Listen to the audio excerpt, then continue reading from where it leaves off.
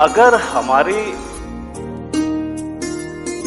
Brain की, अगर हमारे मस्तिष्क की, अगर हमारे माइंड की मालकियत हम हमारे पास ही रखते हैं तो हम दुनिया बदल सकते हैं। होता क्या है, मैं मालकियत की बात क्या कह रहा हूं, इस बात को थोड़ा ध्यान से सुनना। आप लोग इतने लोग बैठे हैं, आप लोग घर पे जाते हैं, आप लोग दोस्तों से मिलते हैं, आप लोग रिलेटिव से मिलते हैं, आप लोग समाज के हर तरीके के व्यक्ति से मिलते हैं और वो तरह तरह की बातें आपको करते होंगे जिसमें बहुत सी बातें नेगेटिव होती होगी, बहुत सी बातें नेगेटिव होती, ये नहीं हो सकता। और जो व्यक्ति अपने दिमाग की मालकियत अपने पास रखता है, जो व्यक्ति अपने दिमाग को उन्हें समर्पित नहीं करता है, वो व्यक्ति ही कामयाब होता है। और वही व्यक्ति हैप्पीनेस से, वही व्यक्ति फ्रीडम से भरा हुआ होता है।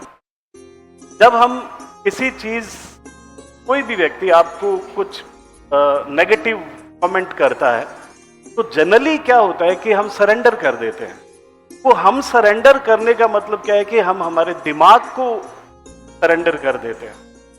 और दिमाग इतनी बड़ी ताकत है कि आप जीवन में जो चाहो वो कर सकते हो, लेकिन उसकी मालकियत आपको अपने पास रखनी पड़ती है। तो एक बात हमेशा ध्यान रखना कि आपकी दिमाग की मालकियत आपके पास रहनी चाहिए। आप उसके मालिक हो, कोई और उसका मालिक नहीं है। बहुत बड़ी बात है। जितने भी ग्रेट पीपल, उन्हें शायद कितने लोगों ने कहा होगा कि ऐसा नहीं हो सकता, और जो इम्पॉसिबल टास्क होते हैं उन्हें भी कंप्लीट कर जाते हैं वो, सिर्फ इसलिए कि वो अपने दिमाग को सरेंडर नहीं करते। वो अपने दिमाग को अपने पास रखते हैं और वो करके दिखाते हैं चीज। दूसरी बात, अगर आपका दिमाग आपके पास है तो फेथ जिसकी मैं बात कर रहा था वो आपके पास है। एक बहुत बड़ा विश्वास जो है वो आप साथ लेके चलते हैं हमेशा। और बिना फेथ के, बिना फायर के, बिना डिजायर के आप कुछ भी प्राप्त नहीं कर सकते। जीवन में सबसे बड़ी चीज, जो आप यहां बैठे हुए हैं, अगर आपकी डिजायर बड़ी है, अगर आपकी चाह है उस चीज को पाने की, आप लोग बैठे हैं तो निश्चित रूप से एक चाह लेके आए हैं। और अगर उस डिजायर को आप अपने मन के अंदर रखेंगे तो आप निश्चित रूप से अपने गोल को पा लेंगे। और डिजायर जो है वो आपकी बहुत बड़ी होनी चाहिए, हावी होनी चाहिए, क्योंकि जितनी बड़ी डिजायर होगी उतना बड़ा ही आपका रिजल्ट होगा। कहते हैं कि एक छोटी फायर जो होती है वो बहुत कम हीट देती है, उसी तरीके से आपकी डिजायर होती है। तो अपनी डिजायर को जो है वो बनाए हुए रखें। लिमिटेशंस जो होती है वो हमारा दिमाग ही बनाता है। दुनिया में हजारों अपॉर्चुनिटीज है, हजारों पॉसिबिलिटीज है। अगर तो हम लिमिट में रखते हैं तो वो, इसका मतलब हमारा दिमाग जो है वो लिमिटेशंस को क्रिएट करता है। Otherwise you have thousands of opportunity. दूसरी बात कि आप में से बहुत से लोग ऐसे होंगे तो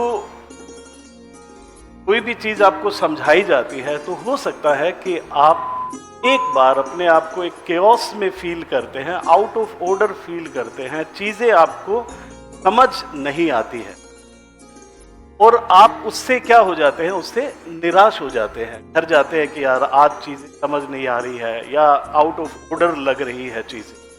मैं हमेशा एक उदाहरण, एक कहानी बताता हूं बच्चों को।